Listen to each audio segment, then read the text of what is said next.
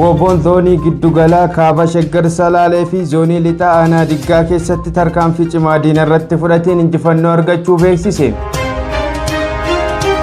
Harargee lixaa aanaa doobbaatti maafiyaan mootummaa naftanyaa bilxiginnaa PP lafa milishaa qotaa jechuun hawaasa dararaa jiraachuu himan.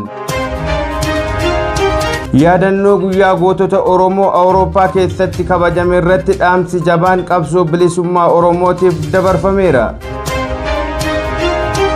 Netanyahuun waraanni isaa Hizbullaa irratti tarkaanfii cimaa akka fudhatu ajaje.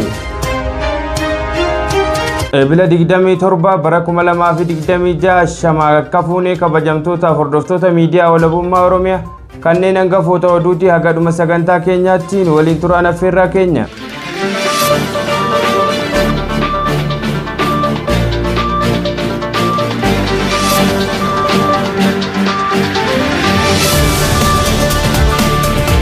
Woboon zoonii giddugalaa kaaba shaggar salaalee fi zoonii lixaa aanaa diggaa keessatti tarkaanfii cimaa diina irratti fudhateen injifannoo argachuu beeksise. Bal'ina oduutiif jaalduniyaan waa qindeeffatte qabdi. Gooftaa maafiyaa mootummaa naftanyaa biltsiginnaa PP kan ta'e Woboon abdii sabaa tarkaanfii cimaa humnoota maafiyaa mootummaa naftanyaa biltsiginnaa irratti fudhatu cimsee itti fufuun golee Oromiyaa zoonii mara keessatti injifannoolee galmeessaa jiraachuu beeksise. Irreefi gaachanni uummata Oromoo Woboon zoonii giddugalaa leengadde bila 25,2026 godina kaaba shaggar salaalee aanaa dagam ganda tafarraa keessatti tarkaanfii ilaalessaa waraana maafiyaa mootummaa naftanyaa biltsiginnaa PP irratti fudhateen injifannoo argachuu beeksise.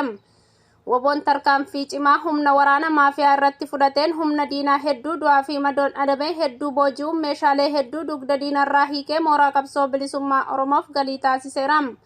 Bifuma wal fakkaatuun Woboon tarkaanfii diina irratti fudhatu cimsuun kaleessee bila 26,2026 Woboon zoonii lixaa birgeediin mooyii tufaa godina wallagga bahaa aanaa dagam ganda lalisaa diimtuu bakka addaa bishaan diimtuu jedhamtutti ergamtuu mootummaa naftanyaa biltsiginnaa PP irratti tarkaanfii fudhateen afur fayyatti harkaan qabee kaan madoo fi du'aan adabee meeshaalee irraa hiikuun qabsoo bilisummaa Oromoof galii taasiseera. Injifannoo argame kanaan meeshaalee qawwee ekeemii 7 hidhannoo fi rasaasa hedduu wajjin dugda diinarraa hiikamuun mooraa qabsoo bilisummaa Oromoof galii taasifameera. Harargee lixaa aanaa doobbaatti maafiyaan mootummaa naftanyaa bilxiginnaa PP lafa milishaa qotaa jechuun hawaasa dararaa jiraachuu himan. Bal'ina oduutiif jaal Nasruu Sabaa waan qindeeffate qaba.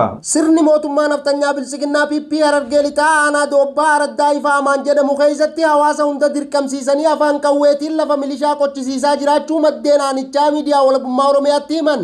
Sirni maafiyaa kunneen tooftaalee garaagaraa baafachuun afaan qawweetti fayyadamanii golee Oromiyaa godina adda addaa keessatti saamicha hidhaa fi ajjecha hawaasa nagaa irratti gochoota suukanneessaa raawwataa kan jiran yoo ta'u Ebila 22,2026 aanaa doobbaa araddaa ifa amaan keessatti qonnaan bultoota Abdulaziz Usmaa'il, Khadiir Abdallaa, Saadii Usmaanii fi kanneen biroo hedduu irratti badii tokko malee reebicha hamaa fi ulfaataa ta'e raawwachuu maddeen miidiyaa walabummaa Oromiyaatti ibsaniiru.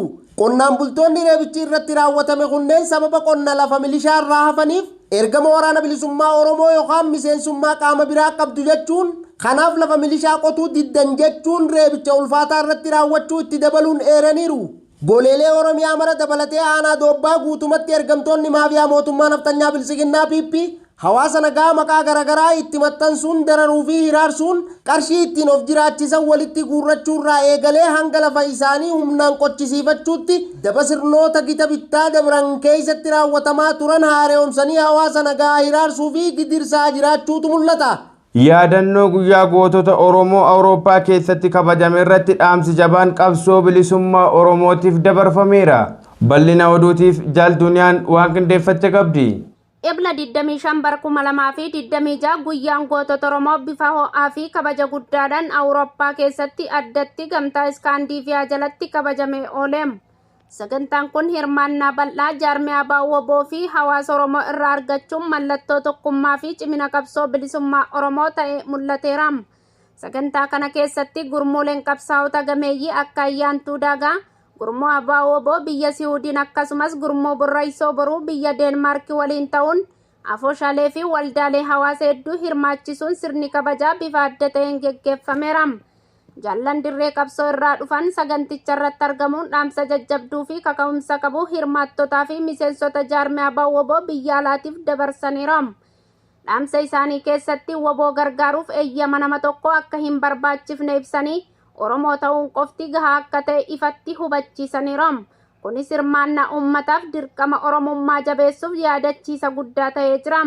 Miidiyaan walabummaa Oromiyaa gabaasa kana keessatti akka ibsetti godina Imo irraa namoonni 200 ol ta'an loogoo miidiyaa walabummaa Oromiyaa piroofaayila godhachuun guyyaa gootota Oromoo kana kabajataniiru. Kunis sochii hawaasummaa cimaa fi hubannoo qabsoo bilisummaa Oromoo keessatti dabalaa jiru agarsiisa.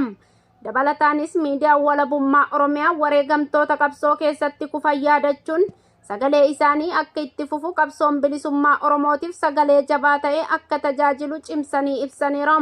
Wareegamni isaanii akka hin dagatamne qabsoon isaanii akka itti fufu dhaamanii jiru. Xumura irratti jaallan gamtaa Iskaandiiviyaa fi godina Imo jaarmiyaa diiggaa gabrummaa waliin ta'uun uummata Oromoo maraaf dhaamsa tokko dabarsaniiru. Yeroo ammatti waboo gargaaruun dirqama Oromummaa akka ta'e kunis karaa bilisummaa fi walabummaa Oromiyaatti geessu akka ta'e hubachiisaniiru.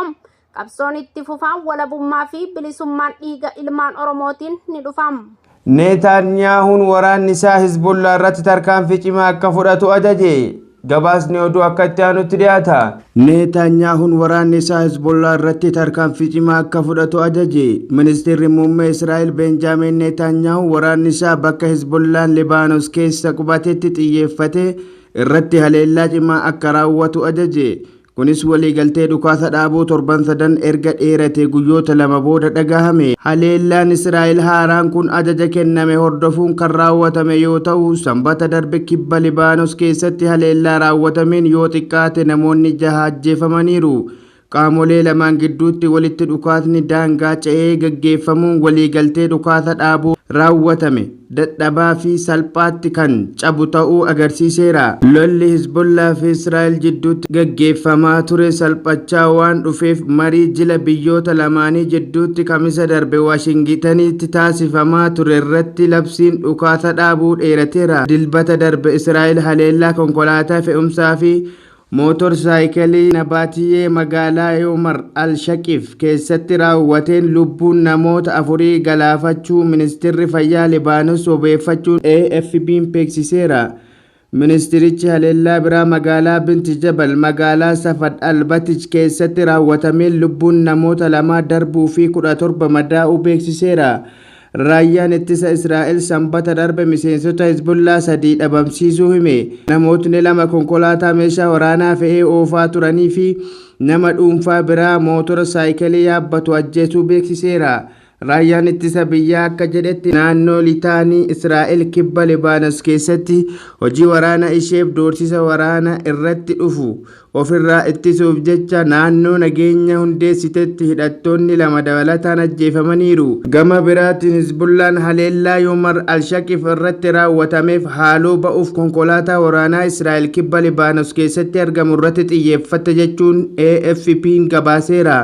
Netanyahuun garee kana irratti tarkaanfiin akka fudhatamu erga ajajeen booda dhaabbanni oduu biyyaalessa mootummaa Libaanos NNA haleellaa wal duraa duubaa 2 magaalaa Binti Jabal magaalaa Tahriirii fi magaalota dabalataa 2 Nabaatii irratti raawwatame gabaaseera.